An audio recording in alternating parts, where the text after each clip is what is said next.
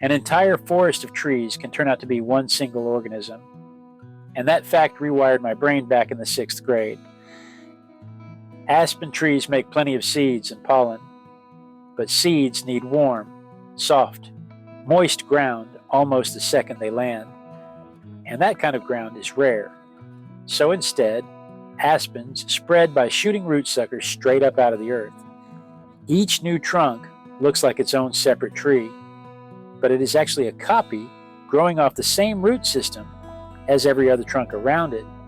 Stand in front of a big stand of aspens, and you might be looking at one organism wearing a few thousand different bodies. That root network does something I think is beautiful.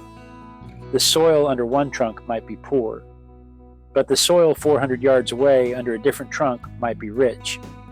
And since it is all one connected root structure, nutrients get shunted back and forth between the good ground and the bad. The struggling side of the tree gets fed by the thriving side. The leaves have their own trick too. Aspen leaves sit on thin, flat stems called petioles, petioles, that twist easily in the wind, which is why the whole tree shimmers and flashes in a breeze.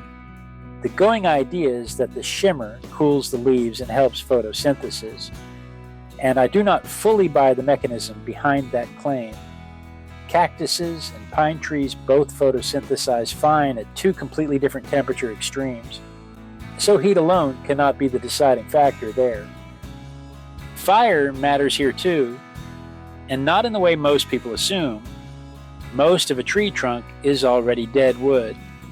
Only about 1/8 of an inch under the bark is actually alive, and once rot gets into that dead core, it spreads the same way rot spreads through a barrel of apples, or gangrene spreads through a body. Periodic fire clears out the old and dying trunks before that rot can take hold, while the root system underground survives untouched because it stays full of water and protected from the heat. Stop the natural fires and you get the opposite problem. Fuel piles up for decades, until a fire finally does break out and burns hot enough to kill the roots too. That is happening to aspen stands right now. And the number one cause is not suburban sprawl the way you would guess. It is fire suppression, the same mistake that nearly wiped out the sequoias. That same root system is why one aspen colony called Pando, sitting in Utah, might be the single largest living organism on Earth.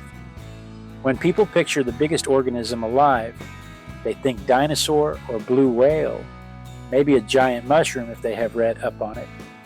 But it rarely occurs to anyone that the answer could be a tree. Pando is one connected root system holding up somewhere around 45,000 individual trunks, all genetically identical. It weighs an estimated 13 million pounds and has been growing for thousands and thousands of years. Yet the most common thing people actually make out of aspen wood is small enough to fit in a shirt pocket.